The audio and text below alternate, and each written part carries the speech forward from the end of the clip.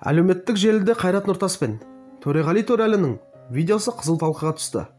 Бейне жазбада Қайрат әріптесін көлікте құшақтап, одан қалса сүйген.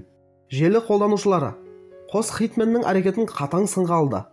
Қайрат пен Төреғалидің көлікте көңіл көтеріп отырған сәті Инстаграмдағы пабликтерде тарады. Онда қос әнші ән айтып, бір-бірін құшақтауда. Желі қолданушылары Қайраттың да, Төреғалидің да кезінде қажылыққа барғанын еске алып, бұл әрекеттерін қатаң сынға алды. Осы уақытқа дейін екеуін дұрыс жігіт деп көретін едім. Немене бәле, көгілдірлер сияқты қайта-қайта құшақтап, иіскеп, бетінен сүйіп, еркектерге жарасатын қылық істесе қайтеді? Қажылар не болды сендерге? Ішетін болсаңдар, неге қажылыққа барасыңдар? Жарасып тұрсыңдар масқара. Молда болып екеуі қажылыққа барған жоқ па? Не болып кеткен? Екеуі қыз бен жігіт ұқсап, құшақтасып алыпты ғой, деп пікір білдірді желі қолданушылары.